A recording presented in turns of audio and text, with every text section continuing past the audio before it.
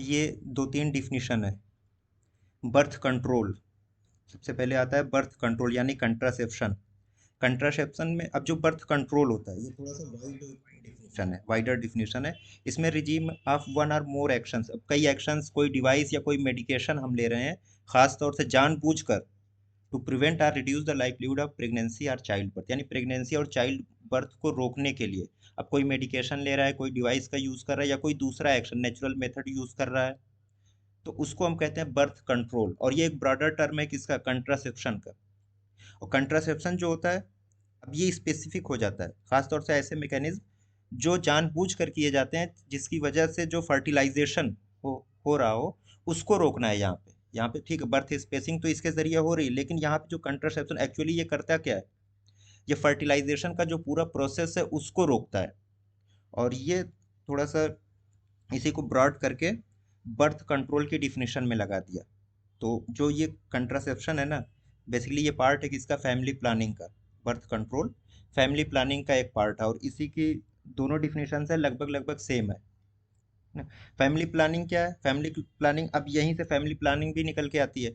कोई कपल है, जब वो प्लान करते हैं कि उन्हें कब बच्चे पैदा करने हैं या कब उन्हें कंसीव करना है, अब चाहे वो कोई बर्थ कंट्रोल मेजर लें या कोई दूसरी टेक्निक लाइक सेक्सुअल एजुकेशन है, या प्रिवेंशन कैसे करना है, सेक्सुअली ट्रांसमिटेड इन्फेक्शंस है उनसे कैसे प्रिवेंट करना है, या काउंसलिंग के जरिए, जब ये इस तरीके से प्लान करते हैं, स्पेस करते हैं चाइल्ड बर्थ को, और प्लान करते हैं कि कब उन्हें बच्चे लेने या कितने बच्चे उन्हें करने हैं, तो उसको कहा जाता है फैमिली प्लानिंग। और फैमिली प्लानिंग में जब वो प्लान करेंगे तो किसका इस्तेमाल करेंगे, कंट्रासेप्शन, मीन्स ऑफ कंट्रासेप्शन। जब कंट्रासेप्शन का इस्तेमाल करेंगे तो दैट मीन्स कि they are controlling the birth, child birth को वो कंट्रोल कर रहे हैं, स्पेस दे रहे हैं। तो सब एक दूसरे से इंटरलिंक्ड ये डिफिनीशन है। अब इसके बाद जब हम कंट्रासेप्शन पढ़ते हैं तो इसी में एक चीज़ आती है अक्सर, कंट्रासेप्टिव एफिकेसी। ये बहुत इंपॉर्टेंट चीज़ है, इसको जानना ज़रूरी है कि जितने भी कंट्रासेप्शन है उसकी एफिकेसी को कैसे मेज़र किया जाता है। जो भी कंट्रासेप्टिव मेजर्स हैं उनकी एफिकेसी को कैसे मेज़र करेंगे। आइडियली जो है दो तरीका होता है, एक तो पर्ल इंडेक्स है, एक लाइफ टेबल एनालिसिस है। इन्हीं के जरिए जो है कंट्रासेप्टिव एफिकेसी, यानी जो अलग अलग मेथड हैं कंट्रासेप्शन की, उनकी कितनी एफिकेसी है उस चीज़ को मेज़र किया जाता है। अब कंट्रासेप्टिव एफिकेसी की डेफिनेशन है, assessed by measuring the number of unplanned pregnancies that occur during a specified period of exposure and use of A contraceptive method. अब कोई कंट्रासेप्टिव मेथड, कोई जो भी है, बैरियर मेथड है, ओसीपीज हैं या नेचुरल मेथड है, अगर उसका कोई यूज कर रहा है और उस दौरान कितनी प्रेगनेंसीज हो रही हैं एक्सीडेंटल, यानी कोई एक मेथड ले रहा है कंट्रासेप्शन का, उसके बावजूद भी अगर कोई प्रेगनेंसी हो रही है तो उस चीज़ को असेस किया जाता है। और वही चीज़ जब उसको हम एक फार्मूले के तहत निकालते हैं तो उसको कहा जाता है कंट्रासेप्टिव एफिकेसी। दो तरीके की होती है, मैंने पहले ही कहा, एक तो Perl index,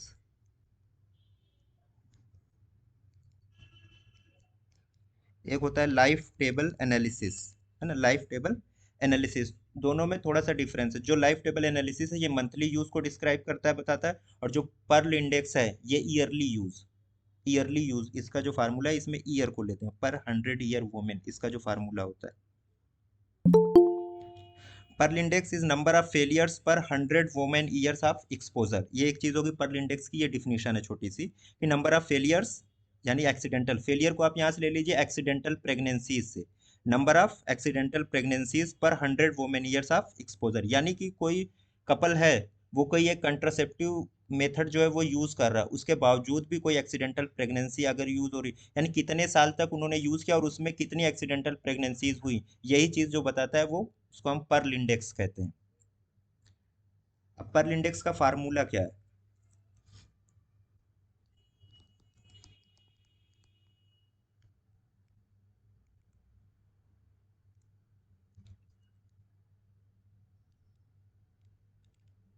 total accidental pregnancies. अब यहाँ देखिए पर 100 वोमेन ईयर्स, हाँ, तो ईयर का जिक्र यहाँ पे है, 100 लगा हुआ है। एक ईयर में कितने मंथ होते हैं, 12 मंथ होते हैं। 12 × 100 कर दीजिए, 1200, ये हमेशा कांस्टेंट रहेगा इस फार्मूला में। 1200 जो है वो कांस्टेंट रहेगा इस फार्मूले में, हमेशा आपको 1200 रखना ही रखना है।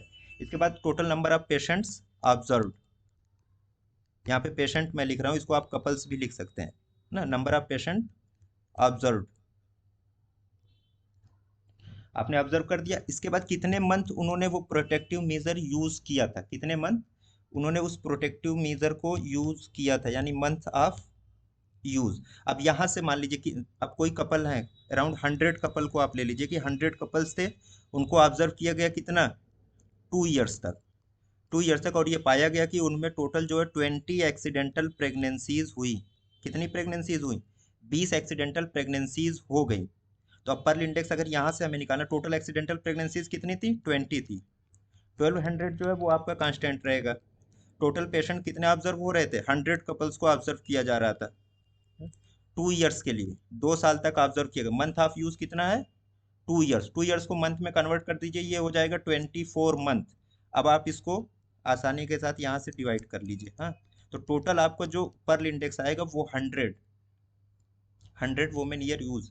ये इस तरीके से ये पर्ल इंडेक्स इसको निकालते हैं। हम्म, अब ये पर्ल इंडेक्स क्या है, most common technique used in clinical trials for measuring the effectiveness of A birth control method, है ना। जो जितने भी बर्थ कंट्रोल मेथड है इनकी इफेक्टिवनेस को मेजर करने के लिए सबसे कॉमन टेक्निक जो यूज होती है क्लिनिकल ट्रायल्स में वो पर्ल इंडेक्स को यूज किया जाता है, क्योंकि जो ट्रायल्स होते हैं वो ईयरली बेस पे होते हैं, तो इसलिए मोस्ट कॉमनली यूज टेक्निक है। लेकिन जो दूसरी चीज है life table analysis, life table analysis ये क्या कहती है, ये calculates A failure rate per month of use, यानी मंथली यूज पे ये फेलियर रेट को कैलकुलेट करती है। अब क्वेश्चन यहाँ पे ये अराइज होता है कौन सी बेटर है, दोनों में से कौन सा बेटर है। तो जो ये लाइफ टेबल एनालिसिस है, एलटीए है, it is superior, superior than Pearl index. ठीक है, तो जो लाइफ टेबल एनालिसिस है ये पर्ल इंडेक्स से ज्यादा बेटर है, सुपीरियर देन पर्ल इंडेक्स। ये हो गया, इतना ही इसमें जानना था। अब इसके बाद एक टर्म आता है एलिजिबल कपल्स, फैमिली प्लानिंग की बात अभी कर रहे हैं। तो इसमें एलिजिबल कपल्स कौन से होते हैं, एलिजिबल कपल्स की डिफिनेशन ये है कि currently married couple with wife in reproductive age. अब कोई मैरिड कपल है, उसकी जो वाइफ है वो किस एज ग्रुप में है, रिप्रोडक्टिव एज ग्रुप में। रिप्रोडक्टिव एज ग्रुप यहाँ पे दिखाएगा 15 to 45 ईयर्स, और कुछ जगहों पे 15 to 49 ईयर्स भी लिखा मिल जाएगा आपको। दोनों रिप्रोडक्टिव एज ग्रुप है, 15 to 45 या 15 to 49 ईयर एज ग्रुप, ये क्या है, ये रिप्रोडक्टिव एज ग्रुप है। तो एलिजिबल कपल्स का मतलब क्या हुआ, कोई करंटली मैरिड कपल है उसमें जो वाइफ है वो अपने रिप्रोडक्टिव एज ग्रुप में है, चाहे वो 20 साल पे हो, 25 साल पे हो, 30 पे हो, 35 पे हो, जो भी वो रिप्रोडक्टिव एज ग्रुप में होना चाहिए इसका। अब इंडिया में टोटल एलिजिबल कपल्स कितने हैं, ये क्वेश्चन बनता है। तो टोटल एलिजिबल कपल्स जो इंडिया में हो हैं,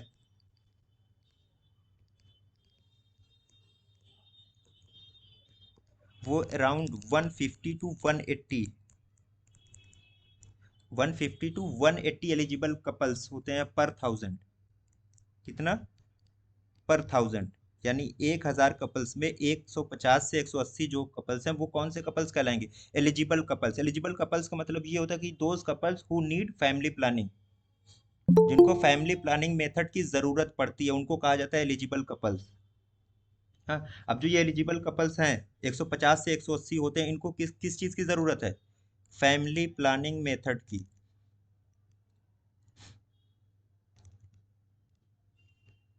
फैमिली प्लानिंग मेथड की ज़रूरत इनको पड़ती है, इनको नीड होती है किसकी, जो कंट्रासेप्टिव मेथड्स हैं उनकी। तो टोटल एलिजिबल कपल्स इंडिया में कितने हैं, 150 to 180 पर 1000, 1000 पे 150 से 180 एलिजिबल कपल्स होते हैं। अब इसका रजिस्टर पूरा मेंटेन होता है, एलिजिबल कपल्स का रजिस्टर मेंटेन होता है कि कितने एलिजिबल कपल्स हैं, और ये जो रजिस्टर मेंटेन होता है ये कहाँ पे होता है, सब सेंटर लेवल पे होता है। कहाँ पे होता है, एट सब सेंटर। इनका जो रजिस्टर है वो कहाँ पे मेंटेन होता है, सब सेंटर पे मेंटेन होता है। उसके बाद सेकंड आता है couple protection rate. Couple protection rate की डिफिनेशन क्या है, कि percent of eligible couples protected against one or the other approved method of family planning. चार बेसिकली जो इंडिया में ना फैमिली प्लानिंग के 4 मेथड अप्रूव्ड है, स्टेरिलाइजेशन है, आईयूडीज है, ओसीपीज है और कंडोम्स है। ये 4 मेथड हैं जो फैमिली प्लानिंग के लिए अप्रूव्ड मेथड्स हैं इंडिया में। अब इनमें से कोई एक मेथड अगर कोई कपल यूज कर रहा है तो उसको कहा जाता है, उसका जो परसेंटेज हम निकाल के लाते हैं उसको कहते हैं हम कपल प्रोटेक्शन रेट, है ना। Percent of eligible couples protected against one or the other approved method of family planning. अब वो कौन कौन से, यही चार आपके सामने है, condoms, OCPs, IUDs and sterilise. इनमें से कोई एक अगर यूज कर रहा है तो कितने परसेंट कपल जो है वो यूज कर रहे हैं, उसको कहा जाता है कपल प्रोटेक्शन रेट। अब ये कपल प्रोटेक्शन रेट है क्या? An indicator of prevalence of contraceptive practice in a community.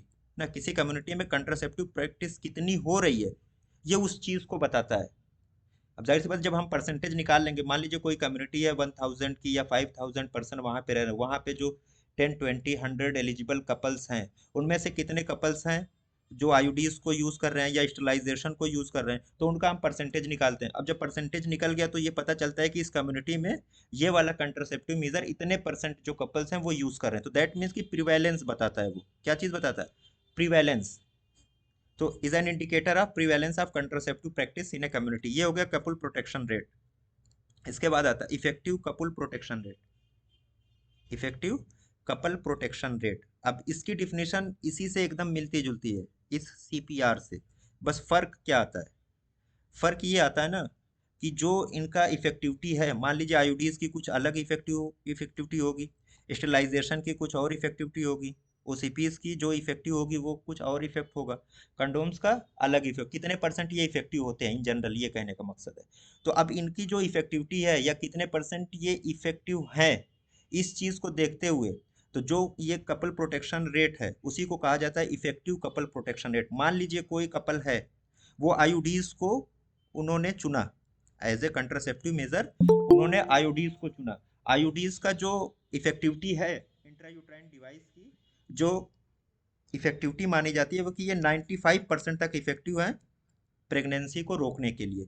तो अब ये जो 95% इफेक्टिविटी है, इसी को जब हम अकाउंट में लेंगे तो हम अब कहेंगे कि इफेक्टिव कपल प्रोटेक्शन रेट वो हो गया। वो क्या हो गया? वो इफेक्टिव कपल प्रोटेक्शन रेट हो गया। अब कपल प्रोटेक्शन रेट में ये है कि सिर्फ कोई एक कंट्रासेप्टिव मेजर यूज करा, जब हम उस कंट्रासेप्टिव मेजर की इफेक्टिविटी को भी उसमें ऐड कर देंगे तो वो चीज हो जाती है इफेक्टिव कपल प्रोटेक्शन रेट। क्या हो गया?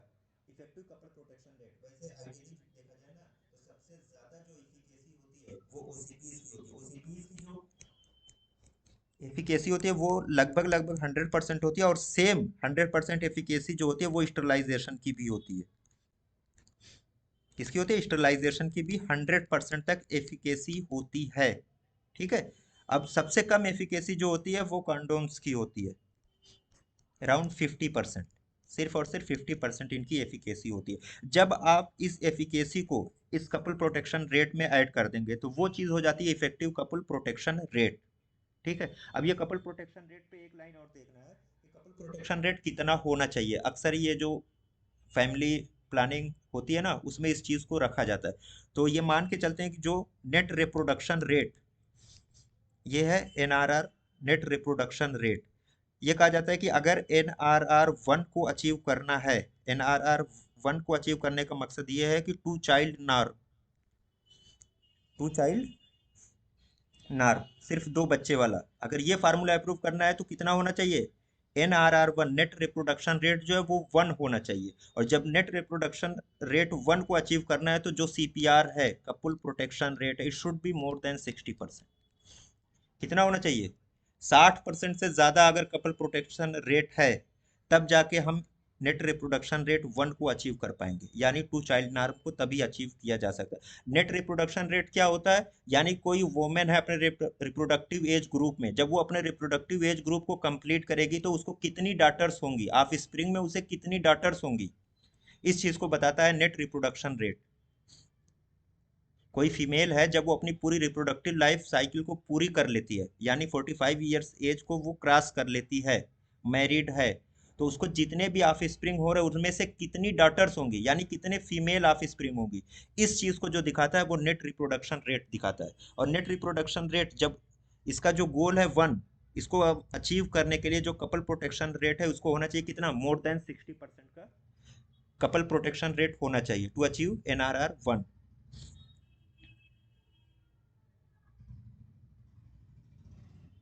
ठीक है। अब एक चीज आती है असिस्टेड रिप्रोडक्टिव टेक्नोलॉजी। ये जो आर्ट है, एंटी रेट्रोवायरल थेरेपी भी होती है, लेकिन यहाँ पे जब हम आर्ट की बात कर रहे हैं तो वो असिस्टेड रिप्रोडक्टिव टेक्नोलॉजी इसको कहते हैं ना। ये बहुत सारे इसमें तरीके हैं जिनसे असिस्ट किया जाता है रिप्रोडक्शन के लिए, यानी इनफर्टिलिटी को ट्रीट किया जाता है। किसको? To treat infertility.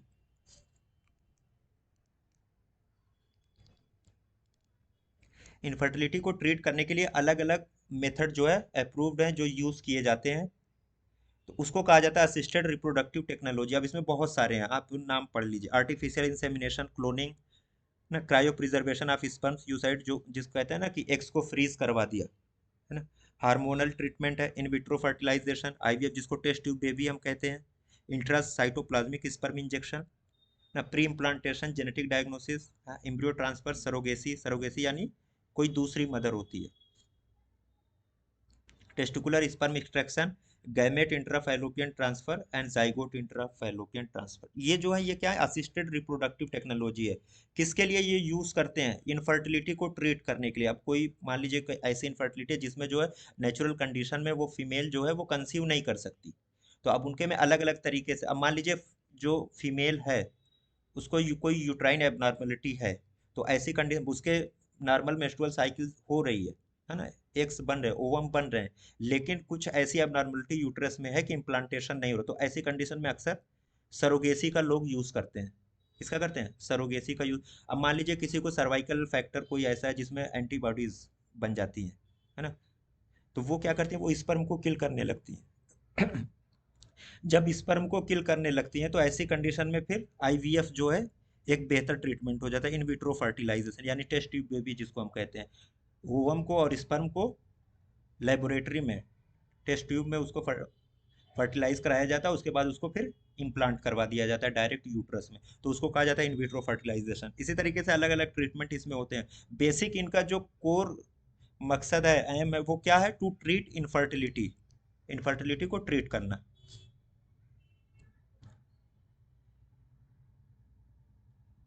अब इन विट्रो फर्टिलाइजेशन,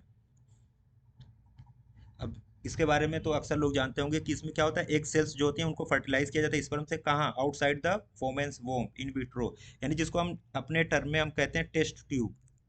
इससे जो फर्टिलाइजेशन किया है इसको टेस्ट ट्यूब बेबी का नाम दे दिया गया। और ये बेस्ट मेथड है। जब और दूसरे जो असिस्टेड रिप्रोडक्टिव टेक्निक है, आर्ट की जो अलग अलग टेक्निक्स हैं, जब वो फेल हो जाती हैं तो उन सब के बाद सबसे बेस्ट मेथड जो बचता है वो यही आईवीएफ का बचता है। आईवीएफ उस वक्त सबसे बेस्ट टेक्निक हो जाती है जब अदर मेथड्स फेल हो जाते हैं। हाँ, अब इसका पूरा एक तरीका है, वो किस तरीके से करते हैं उसको नहीं जान रहा है। आईवीएफ जो है बेस्ट मेथड हो जाता है जब दूसरे और मेथड जो हैं वो फेल हो जाते हैं। इसके बाद एक आता है इंट्रासाइटोप्लाज्मिक स्पर्म इंजेक्शन, आईसीएसआई। इसमें क्या किया जाता है? आईसीआई ये जो है ना एडवांसमेंट है, ये इसी आईवीएफ का एडवांस्ड वर्जन है।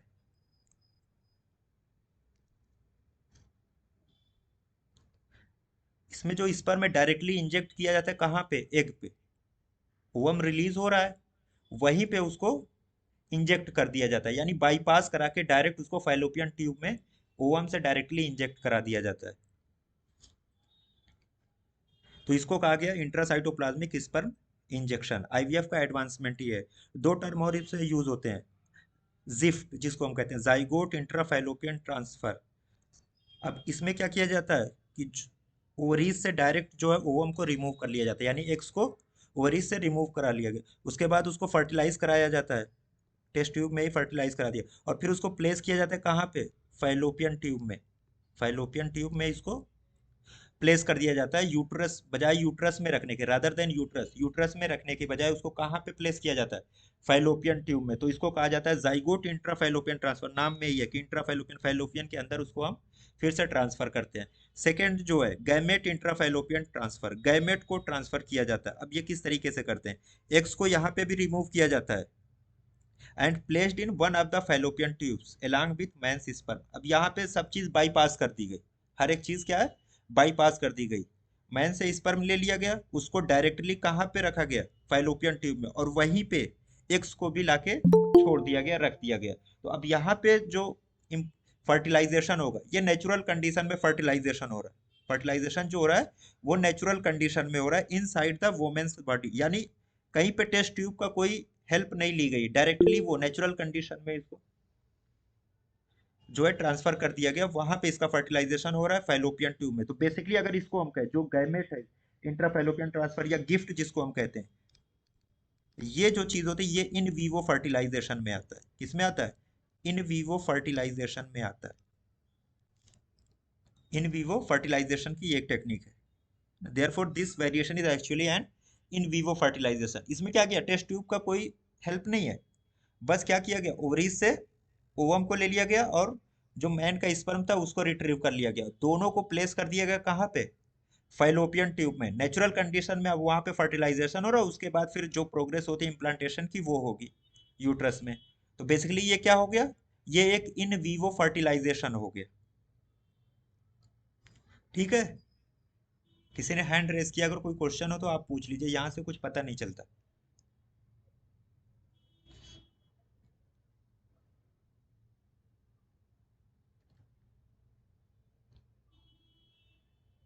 अब आइए, जो कंट्रासेप्शन के मेथड्स कौन कौन से होते हैं, कंट्रासेप्शन के मेथड कौन कौन से होते हैं। दो मेथड होते हैं बेसिकली, जो है कंट्रासेप्शन के दो मेथड होते हैं। एक तो टेम्परेरी मेथड होता है, एक परमानेंट मेथड होता है। टेम्परेरी मेथड को हम कहते हैं स्पेसिंग, और परमानेंट मेथड टर्मिनल मेथड कहलाता है ना। फिर दोनों के अलग अलग सब टाइप्स भी हैं,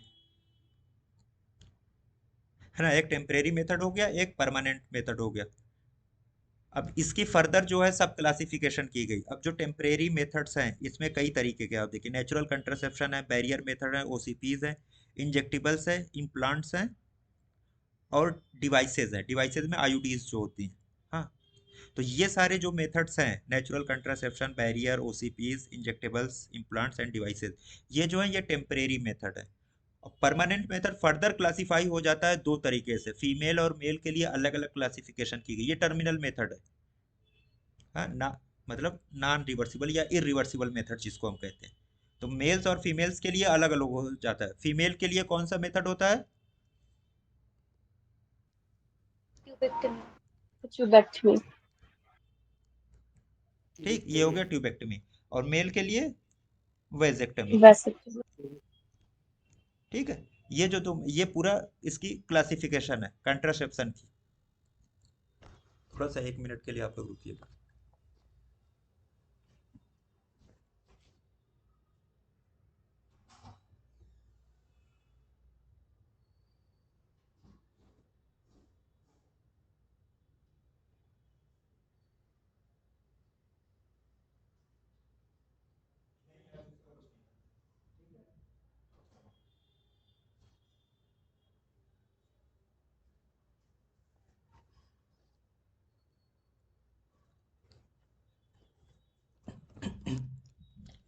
तो ये हो गया कंट्रासेप्शन की क्लासिफिकेशन। अब वन बाय वन करके देखते हैं।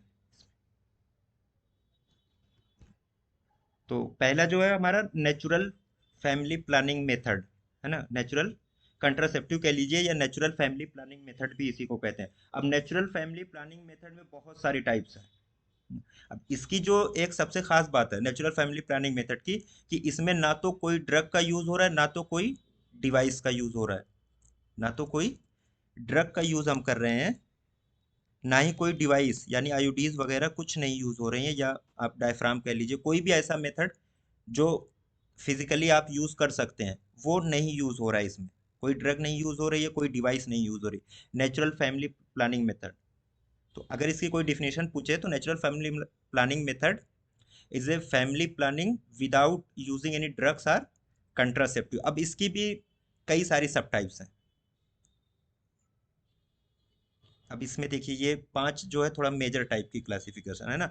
रिदम या calendar method, symptothermal method, basal body temperature method, withdrawal या क्वाइटस इंटरप्ट कहते हैं, एंड बिलिंग्स या सर्वाइकल म्यूकस मेथड, है ना।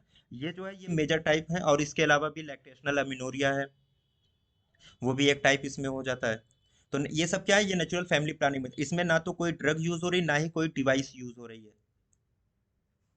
इसमें क्या कि इसका जो एम होता है, मकसद होता है, to avoid sexual intercourse around ovulation, मतलब at the time of ovulation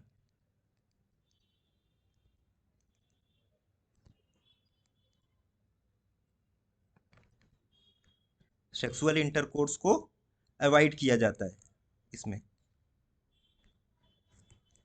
eight the time of ovulation sexual intercourse is avoided, sexual intercourse को अवॉइड किया जाता है। अब इसके पहली जो मेथड है रिदम या कैलेंडर मेथड, इसको देखते हैं।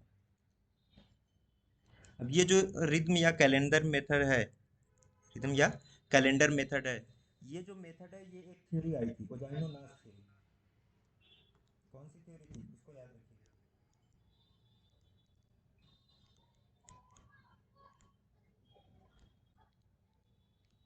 ये जो थ्योरी है ओजाइनो-नास थ्योरी। अब ये थ्योरी क्या कहती है, ये कहती है कि जो ओव्यूलेशन होता है,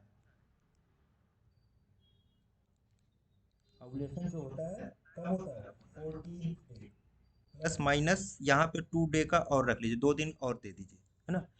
आमतौर से जो ओव्यूलेशन होता है eight 14th day, plus minus 2 का इन्होंने वो दे दिया और थोड़ी सी छूट दे दी, किसमें, जिनकी जो है रेगुलर साइकिल होती है, रेगुलर साइकिल होती है उन फीमेल्स में जिनकी साइकिल जो होती है वो रेगुलर होती है। और उसका टाइम भी इन्होंने बताया, टाइम ये दिया कि 28 डेज की अगर किसी की रेगुलर साइकिल हो रही है, 28 डेज की रेगुलर साइकिल किसी फीमेल की हो रही, तो उस फीमेल में जो ओवुलेशन होगा वो मोस्ट प्रोबेबली जो है वो 14th डे पे होगा, प्लस माइनस 2 डेज, यानी 12वें दिन से लेके 16वें दिन तक। ये जो टाइम है यहाँ पे ओवुलेशन किसी भी दिन हो सकता है, लेकिन मोस्ट स्पेसिफिक जो है वो 14th डे पे होता है, प्लस माइनस 2 डेज का इसमें थोड़ा सा रिलैक्सेशन दे दिया गया इस थ्योरी के अकॉर्डिंग, कि अगर किसी फीमेल की जो मंथली साइकिल या रेगुलर साइकिल जो है वो कितनी है, 28 डेज की है, 28 डेज की अगर साइकिल है तो ओवुलेशन कब होगा, 14 प्लस माइनस 2 डेज पे होगा। तो अब इसके अकॉर्डिंग जो है सेफ और अनसेफ पीरियड को कैसे काउंट करेंगे, ठीक है। मान लीजिए फर्स्ट डे ऑफ मेंस्ट्रुएशन यहाँ से स्टार्ट हुआ, 1 2 3 4। अब ये जो पूरा टाइम पीरियड है अप टू 7 डेज का, इसको कहा गया इनफर्टाइल पीरियड, यानी यहाँ पे जो है इंटरकोर्स किया जा सकता है इस थ्योरी के अकॉर्डिंग, यहाँ पे इंटरकोर्स किया जा सकता है इस थ्योरी के अकॉर्डिंग। ये मेंस्ट्रुअल पीरियड जो होता है स्टार्टिंग का, जब ब्लीडिंग होती है, तो अप टू 7 डेज जो होता है ये इनफर्टाइल पीरियड इसमें माना गया, रिदम मेथड या कैलेंडर मेथड। उसके बाद from 8th day to 19th day, यानी जो 2 वीक का जो फर्दर जो अगर हम रफली कहें तो नेक्स्ट 2 वीक्स आफ्टर ब्लीडिंग का जो 1 वीक है, उसके बाद जो है अगले 2 वीक्स तक ये फर्टाइल पीरियड होता है, और यहाँ पे जो है इंटरकोर्स को अवॉइड करना है,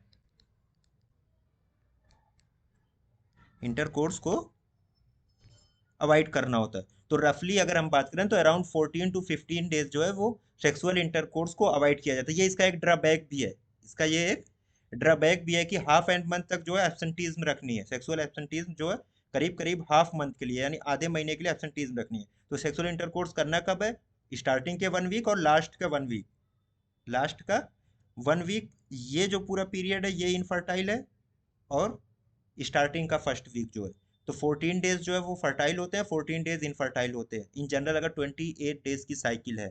तो अब इसका जो ड्रॉबैक ये है कि ये हर किसी फीमेल के लिए सुटेबल नहीं हो सकती, क्यों, यहाँ पे हमने पहले ही बताया कि इस जो ये थ्योरी है ये किसको कहती है, कि जिनकी रेगुलर साइकिल है उसी में ये चीज़ आसानी के साथ इस मेथड को यूज़ किया जा सकता है। तो not fit for irregular cycle, है ना, खास तौर से उन वोमेन के लिए ये फिट नहीं है जिनकी साइकिल जो है कैसी हो, इरेगुलर साइकिल हो,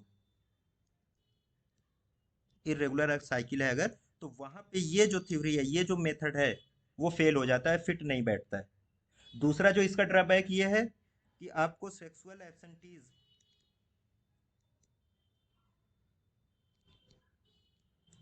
ये अराउंड हाफ मंथ के लिए रखना है, सेक्सुअल एब्सेंटीज हाफ मंथ के लिए रखना है। अब अगर किसी का मेल पार्टनर जो है वो कोऑपरेटिव नहीं है, तो उसके लिए भी ये मेथड जो है फेल हो जाता है। अगर वो कोऑपरेट नहीं करना चाह रहा है तो फिर ये जो, क्योंकि हाफ मंथ लगातार 14 डेज तक सेक्सुअल एब्सेंटीज करनी है, तो ये मेथड जो है, इसका ये दो ड्रॉबैक बहुत ज़्यादा है कि एक तो इरेगुलर साइकिल के लिए ये यूज़ नहीं हो सकता, दूसरे हाफ मंथ के लिए सेक्सुअल एब्सेंटीज रखनी है। अब इसमें एक फार्मूला ये भी दिया कि सेफ पीरियड को कैसे हम काउंट करेंगे, या कैसे उसको हम निकालेंगे सेफ पीरियड,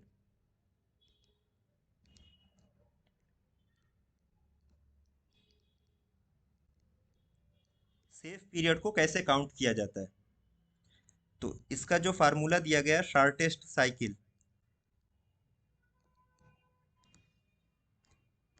-18 डेज। अब यहाँ से मान लीजिए किसी की साइकिल जितनी भी है, शॉर्टेस्ट साइकिल मतलब जो सबसे कम साइकिल है, ये इर्रेगुलर लोगों के, जिनके इर्रेगुलर मेंसेस हैं, इर्रेगुलर मेंसेस वालों के लिए सेफ पीरियड कैसे काउंट करते हैं? तो शॉर्टेस्ट साइकिल -18 डेज। अब ये वाला फार्मूला जब हम लगाएंगे तो क्या मिलेगा? First day of the fertile period.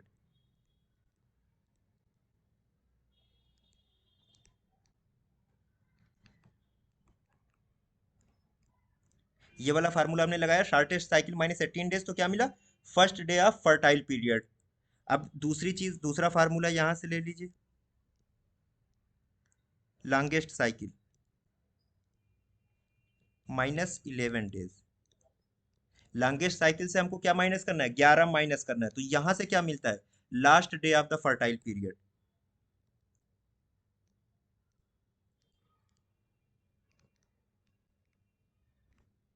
Last day of fertile period आपको मिल गया यहाँ से।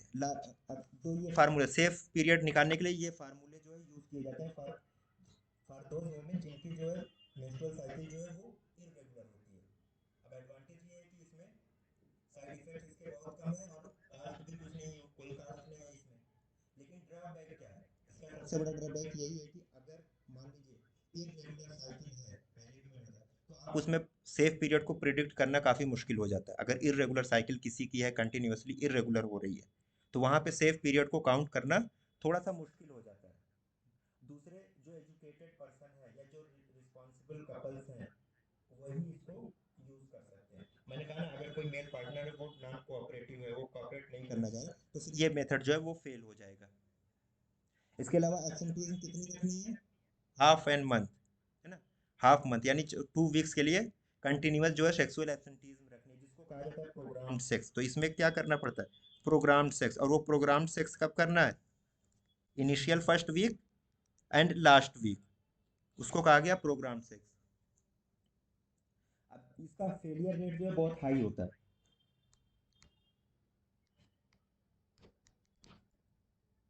इसका जो फेलियर रेट होता है वो अराउंड 9 होता है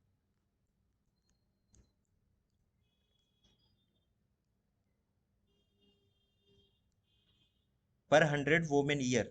इसका जो फेलियर रेट होता है 9 पर 100 वोमेन ईयर, यानी 1 साल के यूज पे जो एलिजिबल कपल्स यूज कर रहे थे, तो उनमें कितना फेलियर रेट आया? 9 का। 9 एक्सीडेंटल प्रेगनेंसीज हो गई। तो इसी का एक थोड़ा सा अपग्रेडेड वर्जन आया। ये मान लीजिए, ये इसमें से एक क्वेश्चन, तो सबसे आसान क्वेश्चन ये कि जो कैलेंडर मेथड ये किस बेस पे है? तो ओजाइनो नास थ्योरी पे ये बेस करता है ना। इसको जो बनाया गया, डिजाइन किया गया, वो किस थ्योरी पे? ओजाइनो नास थ्योरी पे, जिन्होंने ये बताया कि अगर किसी फीमेल की साइकिल जो है रेगुलर 28 डेज की है, तो उसके में ओवुलेशन जो होगा अराउंड 14th डे पे होगा, +- 2 डेज का यहाँ पे रिलैक्सेशन दे दिया गया था। इरेगुलर मेंसेस के लिए फार्मूला दिया गया, लेकिन इरेगुलर मेंसेस के लिए ये सुटेबल नहीं है। इसके बाद जो सेकंड है, इसी का थोड़ा सा अपग्रेडेड वर्जन है, स्टैंडर्ड डेज मेथड इसको कहते हैं। इसको हमने नाम दिया कौन सा? Standard days method. और इंडिया में इसको कहा जाता है ऋतुमाला मेथड।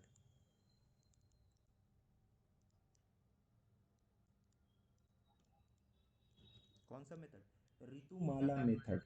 अब इसमें क्या किया? इसमें ना बीट्स होती हैं, बीट्स। जैसे आप लोगों ने तस्वीर देखी होगी ना, लगभग वैसी तस्वीर नहीं मैं कह सकता, लेकिन उसी की तरह ये बीट्स होती हैं इसमें। हाँ, ये बीट्स होती हैं। अब इसमें एक एरो बनी होती है, पहले एक ब्लैक ट्यूब होता है, वहां से ये एरो बनती है। एरो में जो ये रेड कलर का है, ये जो है first day of menstrual cycle, यानी जिस दिन ब्लीडिंग स्टार्ट होती है उस दिन को ये शो करता है। तो इसी डायरेक्शन में काउंट करना होता है, इसी डायरेक्शन में इसमें जो है वो काउंट करना होता है। तो इससे कैसे पता लगता है? इसको ना काउंट करते रहते हैं। तो इनिशियल जो 7 डेज हैं, 1 to 7 डेज है, वो जो मेंस्ट्रुअल साइकिल का पहला 1 to 7 डेज है, उसको जो है इनफर्टाइल मान लिया जाता है। क्या मान लिया जाता है? इनफर्टाइल। ये जो पूरा टाइम है, इसको मान लिया गया इनफर्टाइल, यानी 1 to 7 डेज जो शुरुआत के हैं ब्लीडिंग के, उसको इनफर्टाइल में। अब ये ब्राउन के बाद जो ये वाइट बीड्स शुरू होती हैं, ये जो पूरी है, ये क्या है? ये फर्टाइल होती हैं। ऐसे इसी तरीके से इसको काउंट कराया जाता है ना। तो इसको फर्टाइल पीरियड मान लिया गया। उसके बाद फिर जहां से ये ब्राउन कलर स्टार्ट होता है, ये फिर से इनफर्टाइल पीरियड शुरू हो जाता है। यानी जो इनफर्टाइल पीरियड है, वहीं पे सेक्सुअल इंटरकोर्स करना है। जो फर्टाइल पीरियड यहाँ पे अवॉइड करना है, यहाँ पे अवॉइड करना है।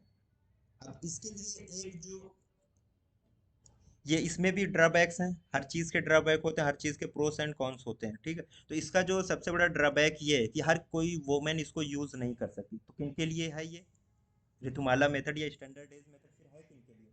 फॉर दोज जिनकी मेंस्ट्रुअल साइकिल जो है ना 26 टू 32 डेज के बीच में आती है, रेगुलर साइकिल हो, और उस साइकिल का जो पीरियड है वो कितना होना चाहिए, 36 से 32 दिनों की जिनकी रेगुलर साइकिल होती है, ना तो 32 डेज के अबव होनी चाहिए, ना तो 26 डेज के बिलो होनी चाहिए। इसी के बीच में जिनकी मेंस्ट्रुअल साइकिल होती है, जिनका पीरियड होता है, उनके लिए ये स्टैंडर्डाइज मेथड है, ऋतुमाला मेथड है, वही लोग इसको यूज कर सकते हैं। इसको कहा जाता है बीट्स, ये जो दाने हैं ना, इसको बीट्स का नाम दिया जाता है। तो इस तरीके से तो इसमें जो इनिशियल 1 to 7 डेज आए, पहले 1 से 7 दिन जो है वो इनफर्टाइल हो गए, इनफर्टाइल हो गए। दूसरे जो 8 to 19 डेज हैं, 8 to 19 डेज ये हो गए फर्टाइल अकॉर्डिंग टू बीट। ये जो व्हाइट वाला पूरा है ये पूरा फर्टाइल हो गया। और उसके बाद 20th डे से फिर, अब 20th डे से जितने भी साइकिल हो, 26 डेज की हो, 28 डेज की हो, 30 डेज की हो, वहां तक जो है फिर उसके बाद मान लिया जाता है कि जो अब इनफर्टाइल पीरियड आ गया।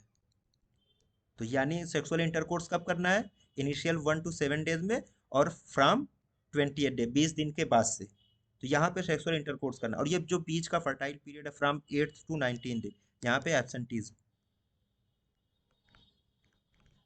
ठीक है। ये स्टैंडर्ड डेज मेथड था। इसका जो फेलियर रेट है बहुत कम है, अराउंड 2 है, 2/100 वोमेन, यानी ये जो पर्ल इंडेक्स फेलियर रेट जो है वो क्या है, ये पर्ल इंडेक्स है इसका ना, 2/100 वोमेन ईयर, ठीक है। तो इसमें जो ड्रॉबैक यही निकल के आया कि किन वोमेन के लिए ये बेटर है या सूट करेगी, जिनकी मेंस्ट्रुअल साइकिल जो है वो 26 to 32 डेज के बीच में पड़ती है। रेगुलर साइकिल के लिए ये भी है।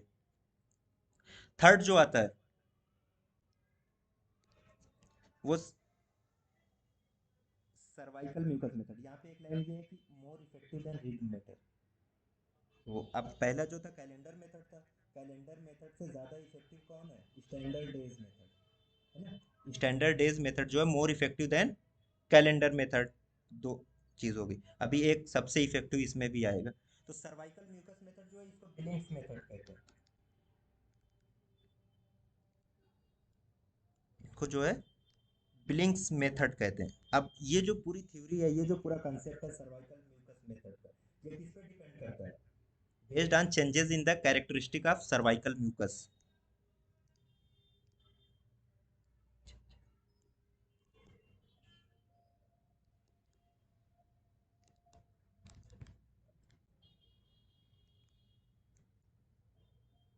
ठीक।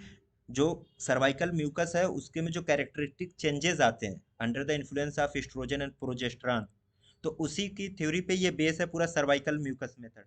कैसे काम करता है? Eight the time of ovulation, जब ओवुलेशन होता है तो उस वक्त जो सर्वाइकल म्यूकस होता है वो सबसे ज़्यादा जो है वाटरी होता है। उस वक्त जो है वो सबसे ज़्यादा जो है वाटरी होता है और एकदम क्लियर होता है, एकदम क्लियर। क्लियर के बारे में ये लिखा गया है कि रिजेंबलिंग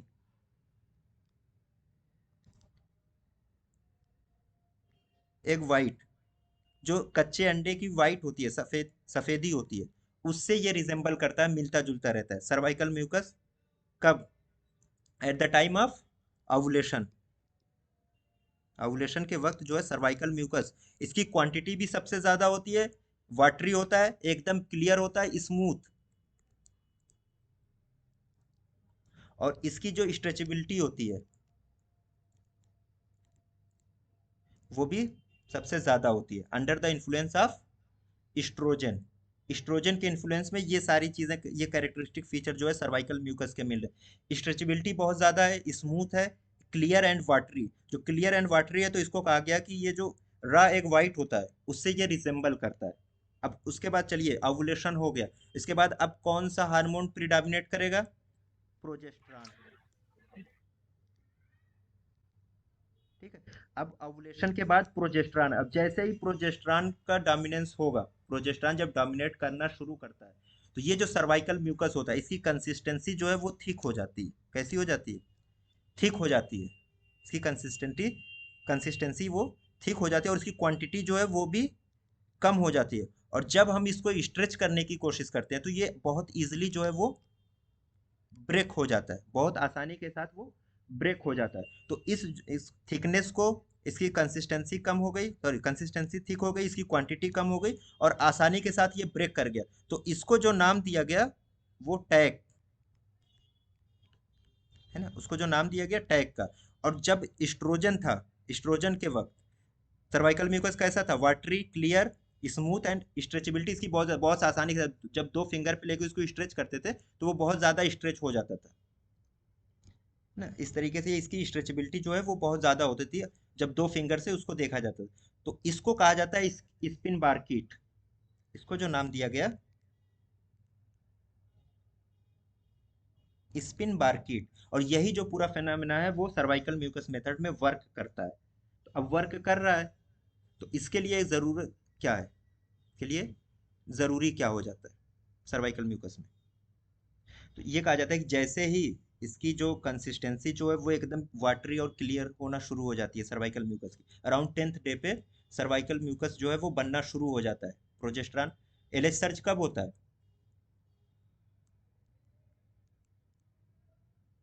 एलएच सर्ज कब होता है? 24 to 36 hours before LH peak. जो एलएच की पीकिंग होती है उससे 24 से 36 घंटे पहले एलएच सर यानी ल्यूटिनाइजिंग हार्मोन जो है वो बढ़ना शुरू होता है। तो around 10th to 11th day जो है वो एलएच सर्ज होना शुरू हो जाता है। अगर किसी की नॉर्मल 28 डेज की साइकिल है तो 10th to 11th डे पे एलएच सर्ज होना शुरू हो। जब एलएच सर्ज होना शुरू हो यानी ल्यूटिनाइजिंग हार्मोन का सिक्रेशन ज़्यादा होगा तो इस्ट्रोजन भी ज़्यादा बनेगा। और जब इस्ट्रोजन बनना शुरू होता है तो ये जो सर्वाइकल म्यूकस है वो किस तरीके का होगा? स्पिन बारकीट वाला। ये वाली कैरेक्टरिस्टिक फीचर आएगी। और जैसे ही स्पिन बारकीट फिनोमेना मिलना शुरू हो जाए यानी स्ट्रेचेबिलिटी बढ़ जाए, बहुत ज़्यादा स्मूथ और स्लिपरी हो जाए, वाटरी एकदम और क्लियर, तो यहाँ पे अब जो है सेक्सुअल इंटरकोर्स को अवॉइड करना है। सेक्सुअल इंटरकोर्स को अवॉइड करना है। और जब ओवुलेशन हो जाता है उसके बाद प्रोजेस्टेरॉन जब डोमिनेट करना शुरू करता है तो फिर अब इसमें टैकिंग होना शुरू हो जाती है यानी आसानी के साथ वो ब्रेक हो जाता है। कंसिस्टेंसी जो उसकी ठीक हो जाती है, क्वांटिटी कम होना शुरू हो जाती है। तब इसके बाद ये मान लिया जाता है कि अब सेफ पीरियड जो है वो स्टार्ट हो चुका है। तो सेफ पीरियड जब स्टार्ट हो चुका तो सेक्सुअल इंटरकोर्स अब किया जा सकता है। ये इसका पूरा फिनोमेना है। इसके लिए जो प्रिफरेबली जो टाइम दिया जाता है ये अर्ली मॉर्निंग का टाइम दिया जाता है कि वुमेन को अर्ली मॉर्निंग जो है टिश्यू पेपर से उसे डीप फ्रॉम डीप वजाइना उसको वाइप करना है सर्वाइकल म्यूकस को। और फिर उसको अपनी दो उंगलियों पे लेके चेक करना है उसकी स्ट्रेचेबिलिटी कितनी है, उसकी कंसिस्टेंसी कितनी है, स्मूथनेस कितनी है इसकी। अब इसमें जो है जो एजुकेटेड पीपुल है वही इसको यूज कर सकते हैं, जिनको ये पता हो कि कब हम स्मूथ कहेंगे, कब हम उसको कहेंगे कि ये स्लिपरी है, स्ट्रेचेबिलिटी कब हो रही, या कब उसको हम टैकिंग कहेंगे। जिसे इस चीज़ की जानकारी होगी वही इस चीज़ को, इस मेथड को यूज कर सकता है। ठीक है।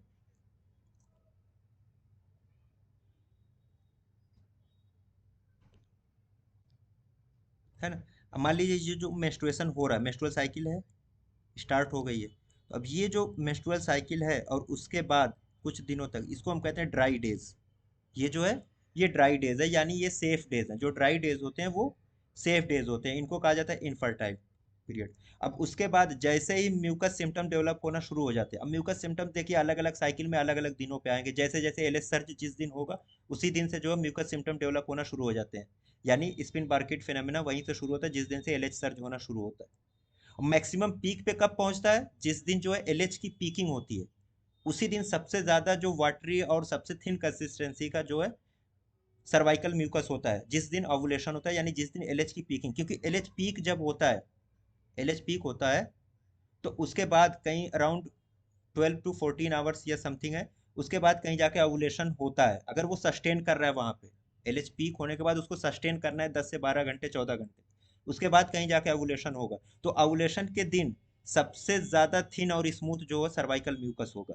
तो यहाँ से जैसे ही सर्वाइकल म्यूकस सिम्टम शुरू हो जाते हैं, एलएच सर्ज होना शुरू होता है, उसके बाद जो है वो पूरा पीरियड पीकिंग ओवुलेशन के दिन तक वो क्या है? वो अनसेफ पीरियड है।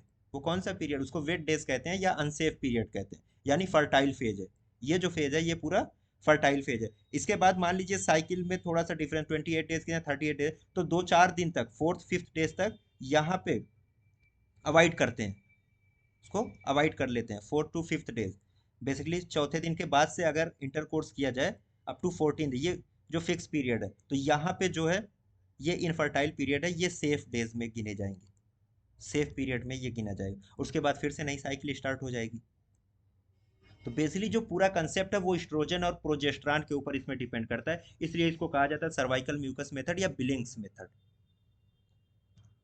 इस मेथड के लिए जो सबसे ज़रूरी चीज़ ये है कि जो वो फीमेल है उसको इस चीज़ की जानकारी हो कि जो अलग अलग टाइप के म्यूकस हैं, थिन और थिक, स्लिपरी, टैकिंग कब हो रही, उसको वो आसानी के साथ डिस्टिंग्विश कर ले या जान जाए। अगर वो इस चीज़ को, दोनों के बीच में जो डिफरेंस है उस चीज़ को जानेगी, तभी इस मेथड को यूज़ किया जा सकता है, अदरवाइज यूज़ नहीं किया जा सकता इसको। ठीक है, ये समझ में आया? सर ईस्ट्रोजन की वजह से पतला होगा, थिन होगा ना, और हाँ, थिन, प्रोजेस्टेरॉन की वजह हाँ। से थिक हो जाएगा। हाँ, तो एस्ट्रोजन के इन्फ्लुएंस में एक फेनोमेना बन जाता है, वही जिसको हम स्पिन बारकीट फेनोमेना कहते हैं। हाँ, और प्रोजेस्टेरॉन में थिक हो जाता है, तो जब दो उंगलियों पे लेके आप स्ट्रेच करने की कोशिश करेंगे तो वो जो है टूट जाएगा, स्ट्रेचिंग नहीं हो सकती उसमें। स्ट्रेच जब जितना गाढ़ा होगा सर्वाइकल म्यूकस, तो उसमें स्ट्रेचेबिलिटी उतनी ही कम हो जाएगी, तो वो आसानी के साथ ब्रेक कर जाएगा, और उसी ब्रेकिंग को कहा जाता है टैकिंग। और टैकिंग का लफ्ज जब भी आएगा समझ लीजिए प्रोजेस्टेरॉन के इन्फ्लुएंस की बात हो रही है। एस्ट्रोजन में वो एकदम थिन होगा, वाटरी होगा, स्लिपरी होगा, और स्ट्रेचेबिलिटी उसकी बहुत ज़्यादा होगी, तो उसको स्पिन बारकीट फेनोमेना भी कहा जाता है। ठीक है, क्लियर है ना? जी सर। अब नेक्स्ट मेथड देख, basal body temperature method. Basal body temperature method, अब इसका जो पूरा फिनोमेना या जो थ्योरी है इसमें बेसल बॉडी टेम्परेचर में, इसमें ये माना जाता है कि eight the time of ovulation, eight the time of ovulation female का जो बॉडी टेम्परेचर है वो नॉर्मल बॉडी टेम्परेचर से अराउंड 0.2 to 0.5 डिग्री सेंटीग्रेड तक, 0.2 to 0.5 डिग्री सेंटीग्रेड तक टेम्परेचर जो है वो एलिवेटेड रहता है। कब? Eight the time of ovulation, eight the time of ovulation. और मान लीजिए चलिए किसी वजह से ये किसी दिन भी टेम्परेचर थोड़ा बहुत वेरिएशन हो सकता है, राइज कर सकता है, तो इसमें जो एक चीज़ बताई गई वो ये कि चलिए टेम्परेचर तो रेज हो रहा है लेकिन इसको सस्टेन करना है फॉर कंसेक्यूटिव 3 डेज तक। जिस दिन ओवुलेशन हुआ उस दिन टेम्परेचर रेज था, उसके अगले 3 दिनों तक भी टेम्परेचर अगर रेज्ड रहा है, टेम्परेचर अगर अगले 3 दिनों तक रेज्ड रहा है, जो नॉर्मल बॉडी टेम्परेचर उससे ज़्यादा रहा है, कितना, 0.2 to 0.5 degree centigrade, around 1 to 1.5 degree Fahrenheit तक अगर रेज रह रहा है टेम्परेचर अगले 3 दिनों तक, वो सस्टेन कर गया, दैट मीन्स कि ovulation has occurred,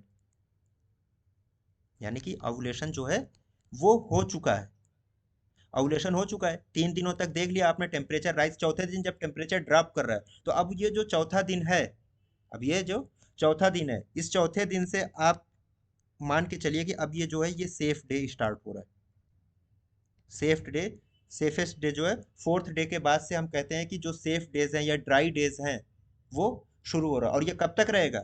until the first day of next cycle. First day of next cycle कब कहेंगे? जब पहली ब्लीडिंग, पहले दिन जो ब्लीडिंग होती है, फर्स्ट डे ऑफ ब्लीडिंग को।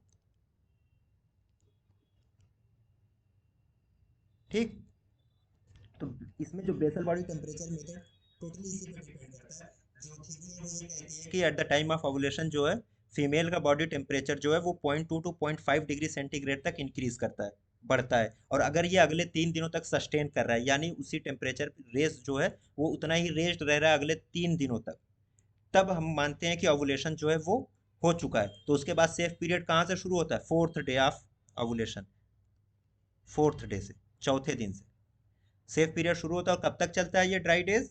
Until first day of next cycle, जो नेक्स्ट साइकिल का पहला दिन है, यानी फर्स्ट डे ऑफ ब्लीडिंग, वहां तक हम मान के चलते हैं कि अब ये जो पूरा का पूरा जो है वो ड्राई डेज है। अब इसको यूज करने के लिए, इस मेथड को यूज करने के लिए या इसके इफेक्टिवनेस को बरकरार रखने के लिए ये जरूरी है कि डेली जो है टेम्परेचर मॉनिटरिंग की जाए। टेम्परेचर मॉनिटरिंग जो है वो डेली की जानी चाहिए। इस मेथड को यूज, तभी तो पता चलेगा कि आज के दिन जो है वो टेम्परेचर रेज्ड है, टेम्परेचर बढ़ा हुआ है। ऐसे तो इतना जो है 0.2 to 0.5 डिग्री सेंटीग्रेड कोई डिस अलार्मिंग इस तरीके का नहीं है कि बहुत ज़्यादा कोई अलार्मिंग फीचर्स लेके आए, हाँ, तो लोग पता भी नहीं पाएंगे। तो इसके लिए ज़रूरी हो जाता है कि पहले दिन से ही टेम्परेचर को मॉनिटर किया जाए, उसकी पूरी चार्टिंग की जाए। तो जब टेम्परेचर चार्टिंग होगी तभी पता चलेगा कि आज टेम्परेचर जो है एबव नॉर्मल है, नॉर्मल से ज़्यादा है। और फिर उसके बाद हमें ये देखना है कितने दिनों तक ये सस्टेन करता है। 3 दिन तक अगर वो सस्टेन कर गया, दैट मीन्स कि ओवुलेशन अब हो चुका है। चौथे दिन से उसका सेफ पीरियड शुरू हो जाता है। ठीक है। अब ये जो होता है किस वजह से होता है, बेसल बॉडी टेम्परेचर जो राइज करता है, basically due to increased progesterone production. Ovulation के बाद जो प्रोजेस्टेरॉन जो है वो बढ़ना शुरू हो जाता है। जब प्रोजेस्टेरॉन का प्रोडक्शन या सिक्रेशन जब बढ़ना शुरू हो जाता है, तो बॉडी टेम्परेचर, यही जो पूरा ये फिनोमेना है, वो किस पे डिपेंड कर रहा है, प्रोजेस्टेरॉन के प्रोडक्शन पे। तो प्रोजेस्टेरॉन का प्रोडक्शन हो रहा है, तो अभी हमने सर्वाइकल म्यूकस मेथड या ब्लिंक्स मेथड में यही तो माना था कि उसके बाद जो है सर्वाइकल म्यूकस ठीक हो जाएगा, सेफ डेज स्टार्ट हो जाते हैं। सेम कंडीशन यहाँ पे इसको जो मान के दिया गया वो ये कि प्रोजेस्टेरॉन ज़्यादा बनेगा तो बेसल बॉडी टेम्परेचर जो है वो थोड़ा सा बढ़ेगा, नॉर्मल से वो थोड़ा सा एबव रहेगा। तो उसी की बुनियाद पे ये वाली टेक्निक जो है यूज़ की जाती है बेसल बॉडी टेम्परेचर की। किसके इन्फ्लुएंस में ये काम करता है, इंक्रीज प्रोजेस्टेरॉन प्रोडक्शन। इसके बाद जो आता है सिम्प्टोथर्मिक मेथड या सिम्प्टोथर्मल मेथड जिसको हम कहते हैं। अब ये जो सिम्प्टोथर्मल मेथड है, इसमें आम तौर से जो है more than one method, more than one method combine करके इसमें देखा जाता है। यानी आइडियली अगर हम कहें तो दो मेथड आमतौर से इसमें देखे जाते हैं। दो मेथड को एक साथ कंबाइन करके यूज़ किया जाता है। और वो दो मेथड जो मोस्ट कॉमनली यूज होते हैं, एक तो यही basal body temperature method plus cervical mucus method.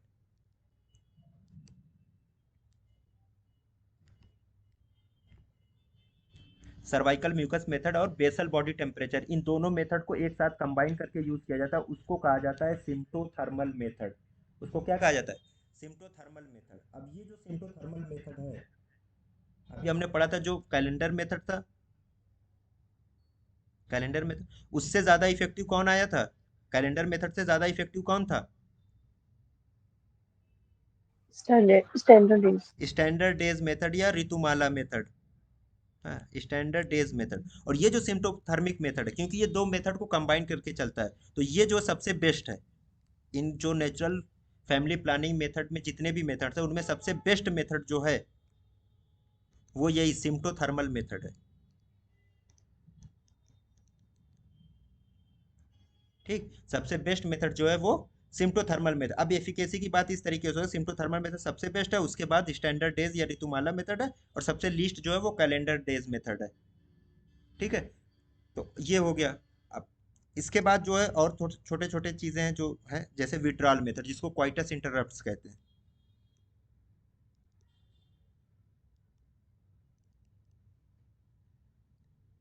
Coitus interrupt भी इसको बोलते हैं। इसके माने क्या है कि during the coitus, withdrawal method कब हम यूज करते हैं, इसको यूज करने का तरीका, ड्यूरिंग द क्वाइटस, जब जो मेल पार्टनर है जब वो डिस्चार्ज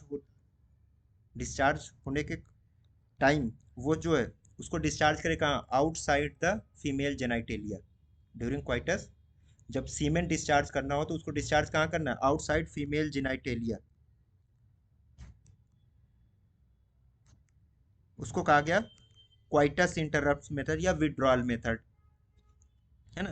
तो ये चीज हो गई। लेकिन इसका एक सबसे बड़ा कंट्राइंडिकेशन क्या है, या इसका जो ड्रॉबैक ये है कि अगर कंटिन्यूसली कोई इस मेथड को प्रैक्टिस कर रहा है, विड्रॉल मेथड को, तो फीमेल सॉरी मेल पार्टनर्स में प्रीमेच्योर एजाकुलेशन, ये जो कंप्लेन बढ़ जाती है, प्रीमेच्योर इजैकुलेशन की, ये एक साइड इफेक्ट हो जाता है। ये एक इसकी कंप्लेन बहुत ज़्यादा मेल पार्टनर्स में पाई जाती है जो लोग कंटिन्यूसली विड्रॉल या कॉइटस इंटरप्ट मेथड को यूज़ करते हैं। ठीक है, तो ये इसका एक वो हो गया। लेकिन विड्रॉल मेथड के बारे में एक चीज़ और है, क्वाइटस इंटरप्ट भी इसको कह लीजिए।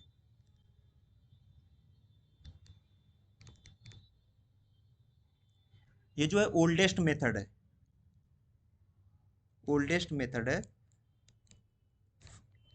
किसका, कंट्रासेप्शन का। दिस विड्रॉल मेथड या coitus interrupt is the oldest method of contraception.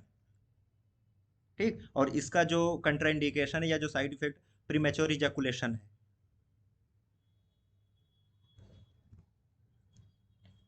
अब दो एक चीजें और है इसी में, एक तो है लैक्टेशनल अमीनोरिया मेथड, कि आपने पढ़ा होगा कि अक्सर ड्यूरिंग लैक्टेशन जो है अमीनोरिया रहता है। तो कैसे ये पूरा फिनोमेना ये कैसे काम करता है, इसको देखिए। अब ये फ्रीक्वेंट इंटेंस सकलिंग हो रही, लैक्टेशन के दौरान सकलिंग हो रही है, तो अब सकलिंग के वक्त जो होता है प्रोलैक्टिन रिलीज होता है, जो है ना, प्रोलैक्टिन जो है वो रिलीज होगा। जब प्रोलैक्टिन रिलीज होगा तो ये जो है जीएनआरएच यानी गोनेडोट्रोपिन रिलीजिंग हार्मोन, इनके सिक्रेशन को ये रिड्यूस करेगा, कम करेगा। और जब इनका सिक्रेशन रिड्यूस होगा तो जाहिर सी बात है एलएच और एफएसएच इनका भी सिक्रेशन कम होगा। और जब इन दोनों का गोनेडोट्रोपिक हार्मोन्स का एलएच और एफएसएच इनका जब सिक्रेशन कम होगा तो जो फॉलिकुलर डेवलपमेंट है वो नहीं हो पाएगा। फॉलिकल्स जो है इमेच्योर रह जाएंगे, इनका डेवलपमेंट नहीं होगा। अब जब फॉलिकल्स जो है वो डेवलप नहीं होंगे तो वो उनका रप्चर भी नहीं होगा, रप्चर भी नहीं होगा तो इनवॉल्यूशन की कंडीशन डेवलप हो जाएगी, अमीनोरिया जो है वो सस्टेन करेगी। ये जो है ये पूरा इस तरीके से ये लैक्टेशनल अमीनोरिया मेथड जो है वर्क करता है, ये इसका बेसिक है। अब तीन चीज़ें होती हैं लैक्टेशनल अमीनोरिया में। इफेक्टिव कंट्रासेप्शन को इंश्योर करने के लिए तीन प्री रिक्विसाइट या तीन चीज़ें ज़रूरी होनी चाहिए। सबसे पहली चीज़ जो है एक्सक्लूसिव ब्रेस्ट फीडिंग होनी चाहिए।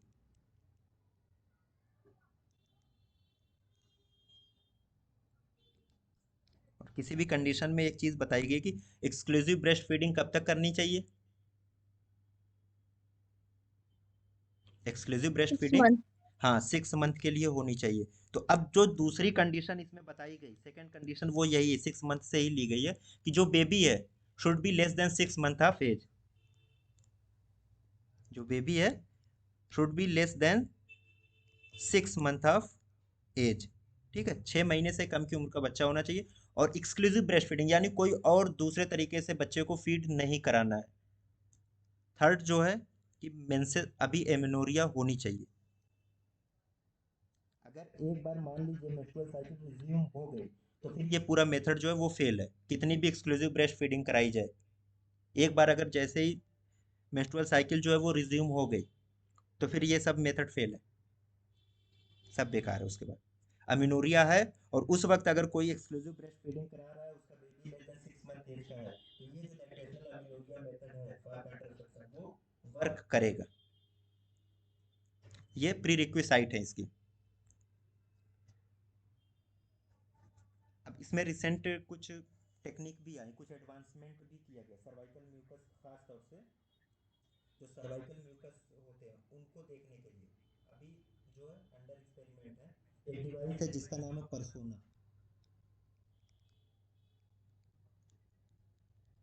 ये डिवाइस है, इसका नाम है परसोना। जैसे प्रेगनेंसी किट आती है ना, सेम ऐसे ही ये भी आती है, परसोना ये है। इसको यूनिपैथ भी कहा जाता है। इसका दूसरा नाम क्या है, यूनिपैथ है। अब इसमें डिपिस्टिक्स होती हैं, ये क्या करती हैं, दो चीज़ें जो है ये डिटेक्ट करती हैं।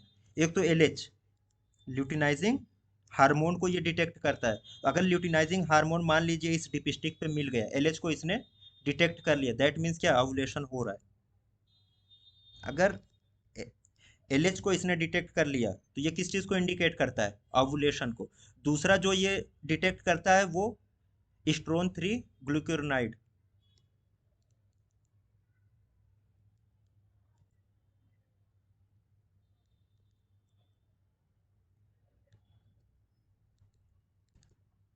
ठीक है, अब जब ये चीज़ डिटेक्ट करता है तो इसका मतलब क्या है, ऑनसेट ऑफ फर्टाइल पीरियड।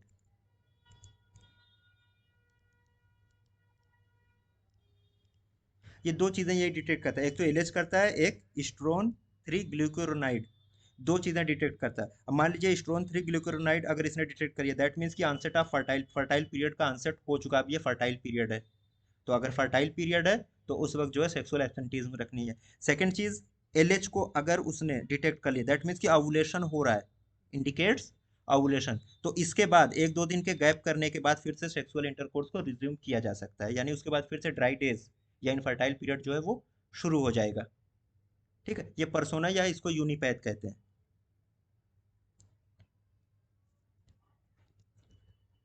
अब नेचुरल फैमिली प्लानिंग मेथड किन वोमेन के लिए सुटेबल नहीं है, इसको देखिए, किन वोमेन के लिए ये सुटेबल नहीं, ड्यूरिंग जिनकी इरेगुलर साइकिल्स है, या 21 डेज से साइकिल जो है उनकी शार्ट है, छोटी है, cycle shorter than 21 days with irregular cycles, during adolescence, क्योंकि इनिशियल स्टेजेस में जो है ना मेंस्ट्रुअल साइकिल जो है वो इरेगुलर होती है, और लैक्टेशन के दौरान भी हो सकता है कि नॉर्मल मेंस्ट्रुअल साइकिल जो है वो रिज्यूम कर जाए, एंड प्री मेनोपॉजल उस वक्त भी मेंस्ट्रुअल साइकिल जो है इरेगुलर हो जाती है, and who have had cervical surgery, जिनको सर्वाइकल सर्जरी कोई हो चुकी है, किसी को वेजाइनल इन्फेक्शन या एसटीआईज या पीआईडीज हैं, है ना, रिसेंट एबॉर्शन हुआ है, या जिसका हस्बैंड जो है वो नॉन कोऑपरेटिव है, मैंने पहले ही कहा था कि अगर वो नॉन कोऑपरेटिव है तो ज़्यादातर मेथड जो है वो फेल हो जाएंगे, and couples who have casual sex, है ना, जो रेगुलर इंटरकोर्स नहीं करते बल्कि कभी कभार इंटरकोर्स करते हैं, तो उनके लिए भी ये नेचुरल फैमिली प्लानिंग मेथड जो है सुटेबल नहीं है।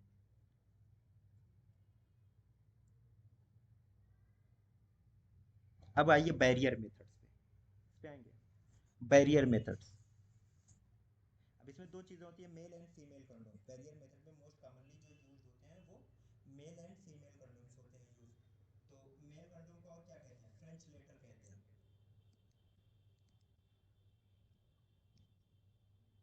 इसका जो दूसरा नाम है वो फ्रेंच लेटर है, और आमतौर से ये किसका बनता है, पॉलीयूरिथेन का। किसका बना होता है, पॉलीयूरिथेन पॉलीमर का ये बना होता है, फ्रेंच लेटर इसको कहते हैं। अब इसका प्रोटेक्शन क्या है, protection against STI, sexually transmitted infection, protection against HIV and hepatitis B, reduce chances of developing cervical dysplasia and carcinoma cervix, ये इसके फायदे हैं। और नॉन कंट्रासेप्टिव यूजेज में क्या क्या इसके फायदे हो सकते हैं, आफ्टर वेजाइनोप्लास्टी, अगर किसी फीमेल की वेजाइनोप्लास्टी हुई है तो उसके बाद ये एडवाइस किया जाता है कि मेल कंडोम्स जो है वो यूज किए जाने चाहिए। आफ्टर वेजेक्टमी, वेजेक्टमी के बाद खास तौर से ये कहा जाता है अप टू 3 मंथ या फर्स्ट 30 इजाकुलेट्स, यहाँ तक दोनों में से जो भी पहले आए, अप टू 30 मंथ या अप टू 30 इजाकुलेट्स। वेजेक्टमी के बाद भी ये होता है कि स्पर्म स्टोर रहते हैं, तो मे भी वो डिस्चार्ज कर जाए, तो इसलिए कहा जाता है कि उस वक्त जो है मेल कंडोम्स जो है वो यूज करना चाहिए मेल पार्टनर को, अप टू 30 मंथ या up to 30 ejaculates. As condom tamponade for managing PPH, जब एटोनिक पीपीएच होता है ना, टोनिसिटी उसकी खत्म हो जाती, तो उस वक्त एज ए टेम्पोनेट कंडोम्स को यूट्रस में छोड़ दिया जाता है पीपीएच को मैनेज करने के लिए। In patients with anti sperm antibodies present in cervical mucus, अब किसी पेशेंट के सर्वाइकल म्यूकस में अगर एंटी स्पर्म एंटीबॉडीज है तो वहां पे भी एडवाइस किया जाता है कि कंडोम को यूज किया जाए ड्यूरिंग इंटरकोर्स। इसका डिसएडवांटेज क्या है कि फीमेल पार्टनर में जो है वो कॉन्टैक्ट डर्मेटाइटिस वो डेवलप हो सकती है, contact dermatitis in female partners, ये इसका एक सबसे बड़ा डिसएडवांटेज है। अब जो है दूसरा, फीमेल कंडोम्स, इसको क्या कहते हैं, इसको फेम शील्ड के नाम से जाना जाता है। फेम शील्ड के नाम से इसको जानते हैं। इसको किसने इन्वेंट किया था, किसने बनाया था, लेस हेसल ना, डच था वो, लेस हेसल, जिसने इसको इन्वेंट किया था फीमेल कंडोम्स को। इसमें जो दो एंड होते हैं, एक एंड क्लोज्ड होता है, एक एंड ओपन होता है। It is worn internally by the receptive partner and physically blocks ejaculated semen from entering that person's body, ठीक है, ये उसका पूरा ये मैकेनिज्म है। अब ये लाइन बहुत इंपॉर्टेंट हो जाती है, only tool for HIV prevention that women can initiate and control. जाहिर सी बात है, इसको किसको वर्न करना है, फीमेल को, तो फीमेल ही इसको कंट्रोल करते हैं, इसमें मेल पार्टनर के विल की कोई ज़रूरत नहीं है, मेल पार्टनर के विल की इसमें कोई नीड नहीं होती, कोई ज़रूरत नहीं पड़ती, तो इसलिए कहा जाता है कि this is the only tool for HIV prevention that women can initiate and control, जो खुद यूज़ करते हैं और खुद कंट्रोल, जो इसका कंट्रोल किसके हाथ में होता है, वोमेन के हाथ में, यानी फीमेल पार्टनर के हाथ में इसका कंट्रोल होता है। ये एक लाइन बहुत इंपॉर्टेंट हो जाए फीमेल कंडोम से रिलेटेड, ठीक है। इनका जो वर्क है या फायदा कह लीजिए, यूज क्या है, to prevent pregnancy and transmission of STI, sexually transmitted infections. तीन तरीके का ये होता है, FC1, FC2 and FC3। FC1 जो है वो पॉलीयूरेथेन का बना होता है, इसका बना होता है पॉलीयूरेथेन का, और FC2 जो होता है वो नाइट्राइल पॉलीमर का बनता है, और जो FC3 है ये किसका बनता है, लेटेक्स का। ठीक है, अब ये जो FC2 है, ये आशाओं के जरिए जो गवर्नमेंट ऑफ इंडिया जो है फ्री ऑफ कास्ट सप्लाई कराती है। FC2 वाला जो है ये गवर्नमेंट ऑफ इंडिया जो है थ्रू आशा, जो एलिजिबल कपल्स हैं या जिनको भी नीड है, मैरिड वोमेन को, उनको फ्री ऑफ कास्ट इसकी सप्लाई की जाती है। FC2 वाला जो है तीन तरीके के ये मटेरियल से बनते हैं, FC1, FC2 एंड FC3। ठीक है, अब आइए टुडे, जिसको हम कहते हैं वजाइनल स्पॉन्ज, वजाइनल स्पॉन्ज या टुडे। टुडे में एक खास बात ये होती है कि ये तो बैरियर मेथड है, लेकिन साथ में इसमें स्पर्मिसाइडल यानी स्पर्मिसाइड्स भी यूज किए जाते हैं। इसमें बैरियर मेथड तो है, लेकिन इसके साथ साथ इसकी जो कैप होती है, इसमें 1 ग्राम तक स्पर्मिसाइड नॉन ऑक्सिनल 9, जिसको N9 भी हम कहते हैं, N9 भी इसको बोलते हैं, ये स्पर्मिसाइड है। 1 ग्राम, 1000 मिलीग्राम या 1 ग्राम नॉन ऑक्सिनल 9 स्पर्मिसाइड, इसको भी इसके साथ यूज किया जाता है। तो दो मेथड बेसिकली इसमें हो जाते हैं, बैरियर मेथड भी और स्पर्मिसाइडल मेथड है। किस चीज़ के लिए यूज किया, to prevent conception, initial prevention जो किससे चाहिए, कंसेप्शन से। Today must be run under water till thoroughly wet before insertion, इसको इंसर्ट करने से पहले पहले पानी से अच्छी तरीके से इसको भिगो लेना है पूरी तरीके से। जब ये वेट हो जाए उसके बाद इसको इंसर्ट किया जाता है। अब ये जो इसकी कैप होती है, ये जो ब्लॉक करती है किसको, जो सर्वाइकल कैनाल है, जो माउथ होता है सर्विक्स का, उसको जाके ये ब्लॉक करती है इस तरीके से। अब ये ब्लॉक कर रही तो इसकी जो कैप है यहाँ पे क्या है, नॉन ऑक्सिनल 9 स्पर्मिसाइड। मान लीजिए कोई स्पर्म अगर यहाँ से एंटर भी हो जाता है, तो ये जो स्पर्मिसाइड है ये क्या करते हैं, उसको किल कर देते हैं। तो बेसिकली ये किल करके उसको प्रिवेंट करते हैं entering the female genital tract. Sponge is inserted vaginally, ठीक है, वजाइना के अंदर इसको इंसर्ट करें प्रायर टू इंटरकोर्स, इंटरकोर्स से पहले, and must be placed over the cervix to be effective, और उसको ठीक सर्विक्स के ऊपर एकदम प्लेस होना चाहिए, जिससे वो क्या करे, एक बैरियर बना ले और स्पर्म को एंट्री ना दे। अब ये चीज ये इंपॉर्टेंट है कि sponge must be left in place for 6 hours at least, जो है इजाकुलेशन के बाद इजाकुलेशन के बाद एटलीस्ट जो है कितनी देर तक वहां पे रहना चाहिए, 6 आवर्स तक होना चाहिए। Left in place for 6 hours after ejaculation, all sponges must be. अब जो अलग अलग कंपनीज जो बनाती हैं, जो मैन्युफैक्चरर हैं, उन्होंने अलग अलग टाइम पीरियड जो है स्पेसिफाई करके दिया। टुडे जो मोस्ट कॉमनली यूज्ड स्पंज है वो यूज होता है टुडे के नाम से। तो ये जो टुडे है इसके लिए 24 आवर्स है, कि 24 आवर्स तक इसको इन सिटू लेफ्ट किया जा सकता है, वहां पे छोड़ा जा सकता है, उससे ज़्यादा नहीं। अब इसका डिसएडवांटेज क्या है, sponge provide no protection from STIs, sexually transmit infection से इसका कोई प्रोटेक्शन नहीं। Can lead to toxic shock syndrome and increase risk of yeast infection and UTI। ये जो चीज़ है ये किसके लिए दी गई, वेजाइनल स्पंज या टूडे के लिए दी गई थी। लेकिन अब ये तो के पार्क साहब ने ये चीज़ है, इसका डिसएडवांटेज जो है ये के पार्क ने दिया। अब जो इंडोक्राइनोलॉजी, फीमेल इंडोक्राइनोलॉजी और कंट्रासेप्शन यानी फर्टिलिटी से रिलेटेड सबसे बेस्ट बुक जो है लियोन स्पियरॉफ की आती है।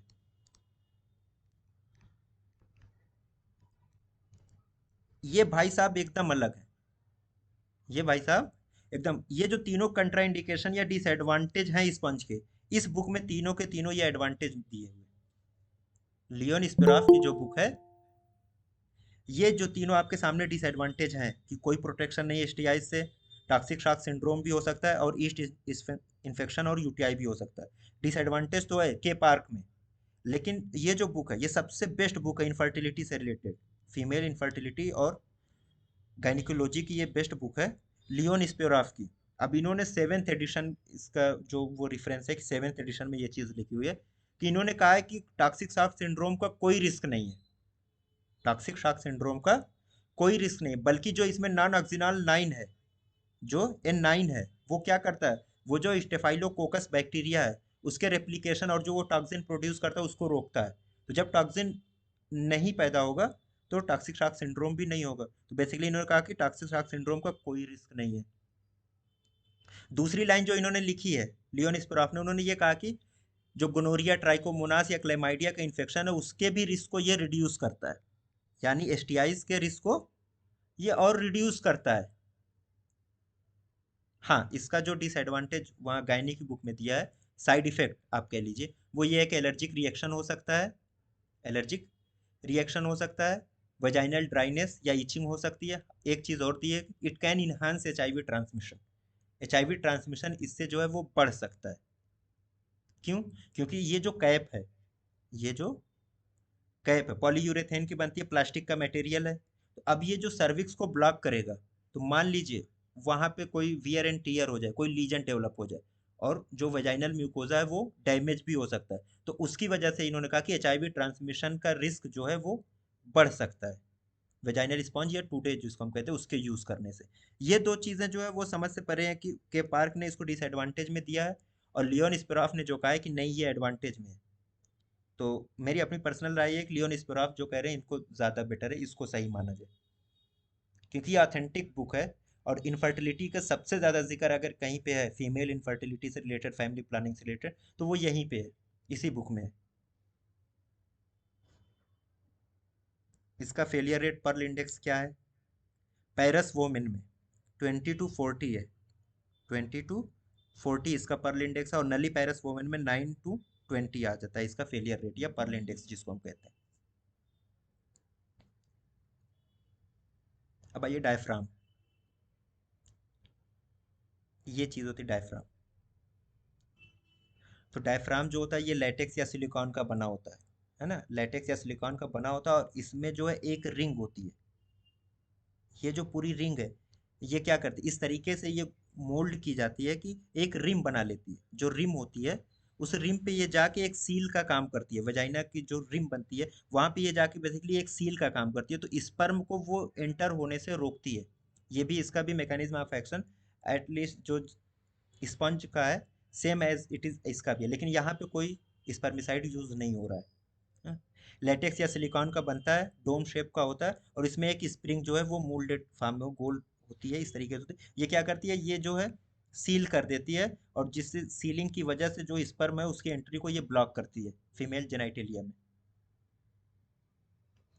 It must be inserted some time before sexual intercourse, sexual intercourse से कुछ वक्त पहले इसको इंसर्ट करना चाहिए, और लास्ट इजैकुलेशन जब हो रहा है एटलीस्ट उसके 6 to 8 आवर्स तक, यानी इजैकुलेशन के 6 से 8 घंटे बाद तक इसको वहां पे रहना है, फौरन जो इसको रिमूव नहीं करना है।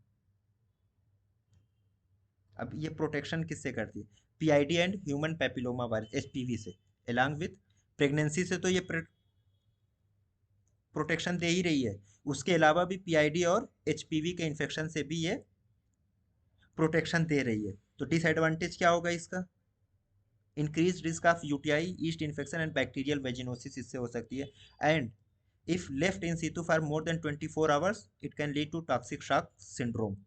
अगर 24 घंटे से ज़्यादा देर तक इसको वहाँ पे छोड़ दिया जाए फीमेल जेनाइटेलिया में, तो टॉक्सिक शॉक सिंड्रोम भी डेवलप हो सकता है।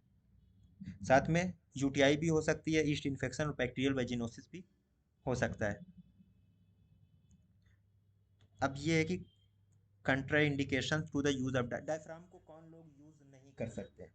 तो प्रोलैप्स का केस है, सिस्टोसील है या रेक्टोसील है, तो यहाँ पे डायफ्राम यूज नहीं, ये फिट ही नहीं होगा।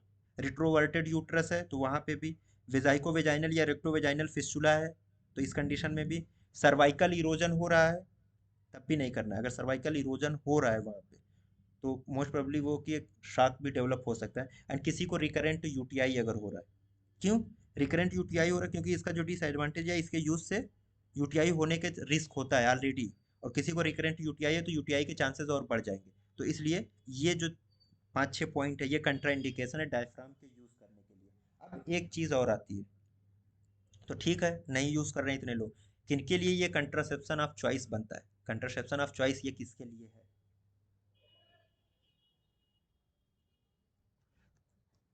खास तौर से उन वोमेन के लिए जिनके मल्टीपल सेक्सुअल पार्टनर है,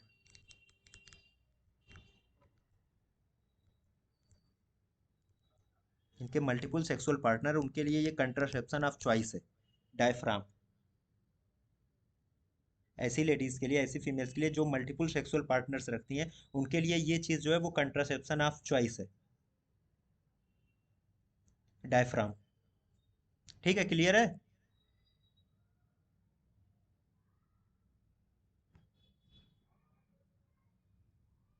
चलिए एक थोड़ा सा स्पर्मिसाइड्स के बारे में देख लीजिए। स्पर्मिसाइड्स, अब ये जो स्पर्मिसाइड्स क्या है, केमिकल एजेंट्स होते हैं। साइड जहां भी लगे, जैसे बैक्टीरिसाइडल होता है ना, तो साइड जहां भी लगता है, साइड का मतलब होता है किल करना। तो इनका जो मैकेनिज्म ऑफ एक्शन है क्या करना, टू किल द स्पर्म।